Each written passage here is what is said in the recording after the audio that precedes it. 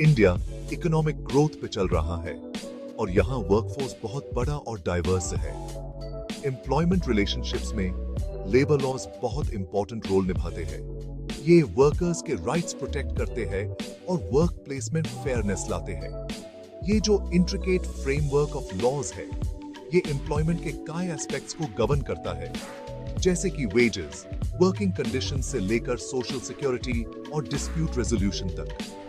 ये लॉज बहुत इंपॉर्टेंट है एम्प्लॉयर्स और एम्प्लॉयज के बीच बैलेंस बनाने के लिए और एक हार्मोनियस और प्रोडक्टिव वर्क एनवायरनमेंट क्रिएट करने के लिए।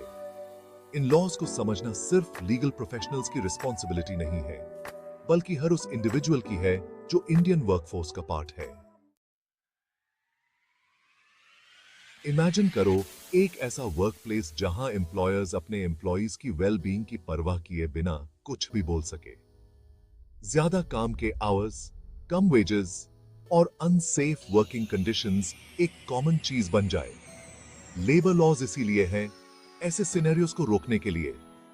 वो एक शील्ड की तरह काम करते हैं, वर्कर्स को एक्सप्लॉयटेशन से प्रोटेक्ट करते हैं और इंश्योर करते हैं कि उनके साथ डिग्निटी और रिस्पेक्ट से बिहेव किया जाए। वेजेस, वर्किंग आवर्स, सेफ्टी और एम्प्लॉयमेंट के और इंपॉर्टेंट एस्पेक्ट्स के लिए स्टैंडर्ड सेट करके ये लॉज वर्कफोर्स की ओवरऑल वेलबीइंग में कंट्रीब्यूट करते हैं। इंडिया में लेबर लॉज का एक कॉम्प्रिहेंसिव सेट है। हर एक को एम्प्लॉयर एम्प्लॉई रिलेशनशिप के स्पेसिफिक एस्पेक्ट्स को एड्रेस करने के लिए डिजाइन किया गया है। इनमें से कुछ वर्कर प्रोटेक्शन के कॉर्नरस्टोन्स के रूप में सामने आते हैं।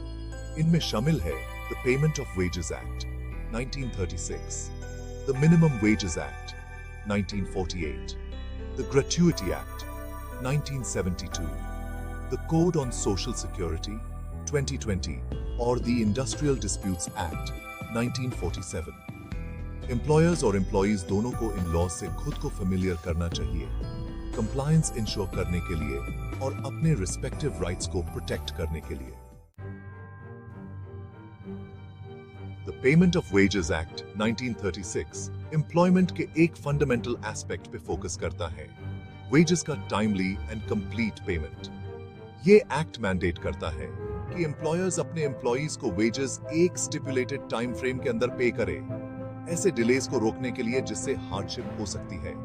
इसके अलावा ये वेजेस से अनऑथराइज्ड डिडक्शंस को प्रोहिबिट करता है, ये इंश्योर करते हुए कि वर्कर्स को उनकी राइटफुल अर्निंग्स मिले। ये एक्ट एम्प्लॉयज की इकोनॉमिक वेलबीइंग को अपहोल्ड करने में और फाइनेंशियल एक्सप्लॉयटेशन को रोकने में वाइटल रोल निभाता है। Section 5, the minimum wages act 1948, a safety net for workers. India जैसे डाइवर्स कंट्री में वेज लेवल्स अलग-अलग सेक्टर्स और रीजन्स में काफी वरी कर सकते हैं। द मिनिमम वेजेस एक्ट 1948 इस डिस्पैरिटी को एड्रेस करता है by establishing minimum wage thresholds for different categories of workers. ये एक्ट इंश्योर करता है कि लोएस्ट पेड वर्कर्स को भी एक ऐसा वेज मिले जो उनकी बेसिक नीड्स को मीट करे, एक्सप्लॉयटेशन और पॉवर्टी के अगेंस्ट एक सेफ्टी नेट प्रोवाइड करता है। मिनिमम वेज को पीरियोडिकली रिवाइज किया जाता है ताकि inflation and changing economic conditions के साथ पेस रखा जा सके। Section 6, the gratuity act 1972, recognizing long-term employment. The Gratuity Act 1972 UN employees के contributions को recognize और reward करता है जिन्होंने अपने employers को long-term service दी है। ये mandate करता है कि employers एक gratuity, एक lump sum benefit उन employees को pay करे जिन्होंने service का एक specified period complete कर लिया है। ये एक्ट लॉन्ग टर्म एम्प्लॉयज की लॉयल्टी और कमिटमेंट को एक्नॉलेज करता है और उन्हें रिटायरमेंट पे या सर्विस से सेपरेशन पे फाइनेंशियल सिक्योरिटी प्रोवाइड करता है। ये एम्प्लॉई रिटेंशन को एनकरेज करता है और वर्क प्लेस में स्टेबिलिटी का सेंस फॉस्टर करता है। Section 7, the code on social security 2020, social protection for all. The code on social security 2020 सभी वर्कर्स को, इंक्लूडिंग अनऑर्गेनाइज्ड सेक्टर के वर्कर्स को, comprehensive social security coverage provide करने की तरफ एक सिग्निफिकेंट स्टेप रिप्रेजेंट करता है। ये सोशल सिक्योरिटी बेनिफिट्स जैसे कि प्रोविडेंट फंड, ग्रेच्युइटी और मैटरनिटी बेनिफिट्स से रिलेटेड वेरियस एग्जिस्टिंग लॉज को कंसोलिडेट और अमेंड करता है। इस कोड का एम है ये इंश्योर करना कि वर्कर्स के पास अनएम्प्लॉयमेंट, सिकनेस, मैटरनिटी या ओल्ड एज के टाइम पे एक सेफ्टी नेट हो, सोशल जस्टिस और इंक्लूसिविटी को प्रमोट करते हुए।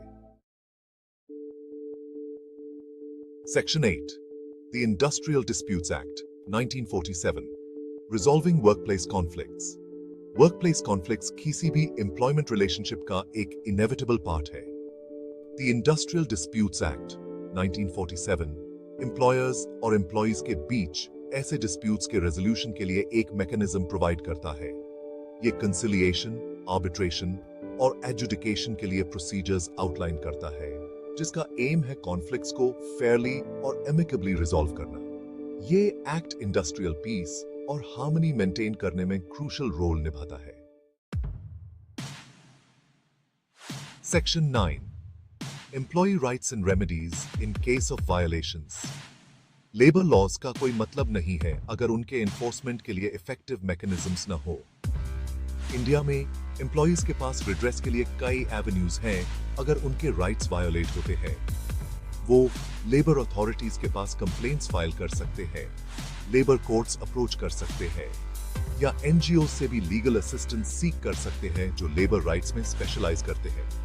एम्प्लॉयज के लिए ये इंपॉर्टेंट है कि वो अपने राइट्स के बारे में और अवेलेबल रेमेडीज के बारे में अवेयर हो ताकि उनके साथ एक्सप्लॉयटेशन या अनफेयर ट्रीटमेंट ना हो।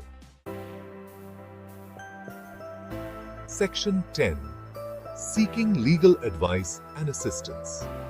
लेबर लॉज की कॉम्प्लेक्सिटीज को नेविगेट करना चैलेंजिंग हो सकता है, स्पेशली उन इंडिविजुअल्स के लिए जो लीगल जार्गन और प्रोसीजर्स से फेमिलियर नहीं है। फॉर्चुनेटली कई रिसोर्सेज अवेलेबल है लीगल एडवाइस और असिस्टेंस प्रोवाइड करने के लिए। Trade unions, labour rights organisations और लीगल एड सेल्स उन वर्कर्स को गाइडेंस और सपोर्ट ऑफर करते हैं जो अपने एम्प्लॉयमेंट से रिलेटेड इश्यूज फेस कर रहे हैं। टाइमली लीगल एडवाइस सीख करना एम्प्लॉयज की हेल्प कर सकता है अपने राइट्स को समझने में, अवेलेबल ऑप्शंस एक्सप्लोर करने में और अपने इंटरेस्ट्स को इफेक्टिवली प्रोटेक्ट करने में।